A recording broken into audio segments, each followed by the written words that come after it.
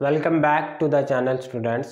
आज हम लोग रेक्टिफिकेशन ऑफ एरर्स के चैप्टर में बात करेंगे कास्टिंग एरर्स के बारे में, जहाँ पे आपके पास जब आप किसी भी चीज़ को कास्ट कर रहे हैं तो उसकी कास्टिंग में आप गलती कर देते हैं। तो ये हमारे पास आपके पास है टाइप 3 एरर्स, जिसमें टाइप 3 एरर्स जहाँ पे हम लोग बात करेंगे undercast, overcast and suspense account के बारे में। अब यहाँ पे अंडर कास्ट आपके पास क्या होता है, अगर यहाँ पे हम लोग लिखें 2000 प्लस 2000 यहाँ पे भी आप कर लें, इसको प्लस करें तो ये आपके पास, अगर इसको आप टोटल कर देते हैं 5000, तो 5000 मीन्स आपका टोटल कितना बन रहा था 6000, लेकिन आपने यहाँ पे लिख क्या दिया 5000। इट्स मीन्स आप क्या कर रहे हो, अंडर कास्ट कर रहे हैं।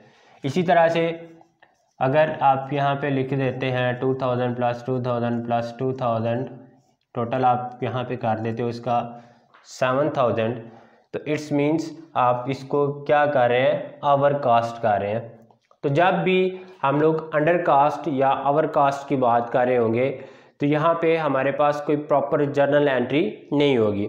अब जर्नल एंट्री क्यों नहीं होगी, क्योंकि यहाँ पे हम लोग टोटल कर रहे थे, तो जब चीज़ों को अमाउंट्स को टोटल करते हुए आपके पास कोई मिस्टेक हो जाती है, आप कम लिखना था ज़्यादा लिख दिया, ज़्यादा लिखना था कम लिख दिया, तो उस बेस पे यहाँ पे आपके पास कोई प्रॉपर जर्नल एंट्री नहीं हो रही होती।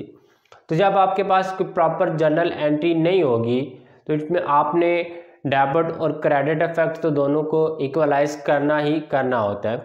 तो इसके लिए जब आपके पास कास्टिंग एरर्स आएंगे, जहाँ पे आपके पास अंडर कास्ट या ओवर कास्ट कोई अमाउंट होगी, तो उसके लिए यहाँ पे आपको सस्पेंस अकाउंट का सहारा लेना होगा उन चीज़ों को ओवरकम करने के लिए, टोटल इक्वलाइज करने के लिए।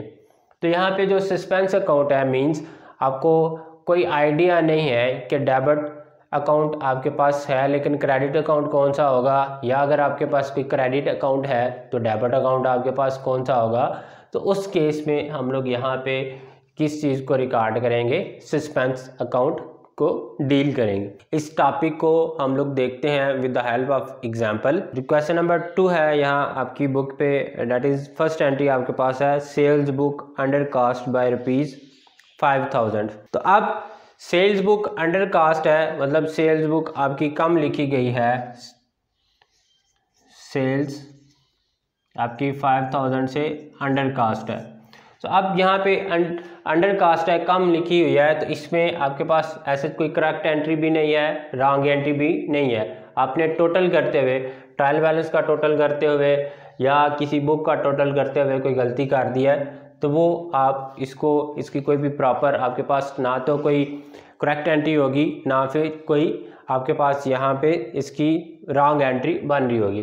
तो सेल्स बुक अंडर कास्ट है आपके पास, तो सेल्स अंडर कास्ट है, कम लिखी हुई है, सेल्स अकाउंट को आप फर्दर क्या कर दोगे, उसको इक्वलाइज करने के लिए अपने पास क्रेडिट रिकॉर्ड कर देंगे, और डेबिट आपके पास क्या आ जाएगा, सस्पेंस अकाउंट यहाँ पे आपके पास डेबिट आ जाएगा 5000 के साथ। उसके बाद नेक्स्ट एंट्री अगर देखें तो वो कह रहा है purchase book undercast by ₹2500। तो अब परचेज बुक आपके पास अंडर कास्ट है, कम लिखी गई है, तो इसको भी, परचेज बुक को भी आप यहाँ पे परचेज अकाउंट को क्या कर दोगे, डेबिट, और सस्पेंस अकाउंट आपके पास क्या आ जाएगा, क्रेडिट पे आ जाएगा अमाउंट के साथ, 2500 के साथ।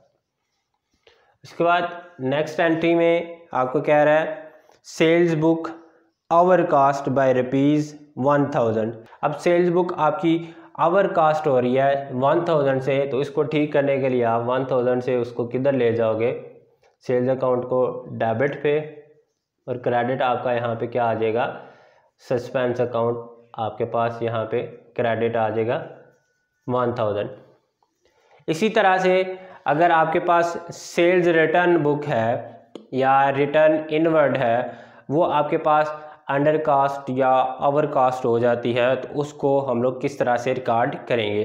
तो सेल्स रिटर्न नॉर्मली आपके पास क्या होती है, डेबिट। अगर अंडर कास्ट होगी तो उसको हम लोग क्या कर देंगे, डेबिट करेंगे। अगर ओवर कास्ट होगी तो उसको हम लोग क्या कर देंगे, रिवर्स कर देंगे, उसको हम लोग क्रेडिट पे ले जाएंगे। अभी यहाँ इस किस्म के जो एरर्स होते हैं उनको रेक्टिफाई करने के लिए मैं आपको एक टेबल की मदद से बताता हूँ कि किस तरह से हम लोग अंडर कास्ट या ओवर कास्ट का अगर आ जाता है तो उसको किस तरह से हम लोग रिकॉर्ड कर सकते हैं। तो आपके पास नॉर्मली 4 बुक्स होती हैं, sales return book,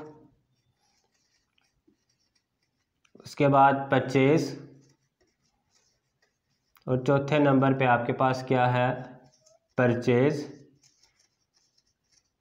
return book. दूसरी तरफ हम लोग लिख लेते हैं अंडर कास्ट होगी यहाँ पे आपके पास ये चीज़, ये बुक्स, या फिर आपके पास क्या होंगी, ओवर कास्ट होंगी ये बुक्स। ओवर कास्ट मीन्स आपने ज़्यादा लिख दिया, अंडर कास्ट मीन्स आपने कम लिख दिया। तो ये सेल्स अगर आप देखें तो ये नॉर्मली आपके पास क्या हो रही होती हैं, क्रेडिट। सेल्स रिटर्न आपके पास नॉर्मली क्या हो रही होती है, डेबिट। परचेज नॉर्मली डेबिट, और इसी तरह से सेल्स रिटर्न नॉर्मली आपके पास क्या हो रही होती है, क्रेडिट हो रही होती है। अब जब सेल्स बुक आपके पास अंडर कास्ट हो रही होगी तो उसको फर्दर एडजस्ट करने के लिए हम लोग क्या कर देंगे, क्रेडिट कर देंगे। अब यहाँ पे अगर आप देखें फर्स्ट एंट्री तो इसमें कह रहा है सेल्स बुक आपकी अंडर कास्ट है 5000 से, मींस आपका जो अकाउंट था सेल्स अगर क्रेडिट हो रही है तो अगर अंडर कास्ट है तो उसको आप डिफरेंस के साथ क्या कर देंगे, क्रेडिट रिकॉर्ड कर देंगे। इसी तरह से अगर सेल्स आपके पास ओवर कास्ट होगी तो उसको हम लोग क्या कर देंगे, डेबिट कर देंगे। किस अमाउंट के साथ, जो डिफरेंस की अमाउंट है जितने से ओवर कास्ट हो रही है। सेल्स रिटर्न अगर अंडर कास्ट है तो इसको आप क्या कर दोगे, डेबिट। अगर ओवर कास्ट है तो इसको आप क्या रिकॉर्ड कर देंगे, क्रेडिट। इसी तरह से परचेज नॉर्मली डेबिट हो रही है, अगर अंडर कास्ट होगी तो इसको भी हम लोग क्या करेंगे, डेबिट। अगर ओवर कास्ट होगी तो इसको हम लोग क्या कर देंगे, क्रेडिट। परचेज रिटर्न नॉर्मली आपके पास क्या हो रही होती है, क्रेडिट। अंडर कास्ट होगी तो इसको हम लोग क्या कर देंगे, क्रेडिट। अगर ओवर कास्ट होगी तो इसको हम लोग क्या कर देंगे, डेबिट कर देंगे। अब इस टेबल की मदद से आसानी से अगर आपके पास इन बुक्स में ओवर कास्ट या अंडर कास्ट आ जाती है रेक्टिफिकेशन एंट्री तो आप उसको इस टेबल की मदद से आसानी से उसकी रेक्टिफिकेशन एंट्री पास कर सकते हैं। होप सो आपको आज जो टाइप 3 एरर्स हम लोगों ने डिस्कस किए हैं अंडर कास्ट या ओवर कास्ट, ये चीज़ क्लियर होगी।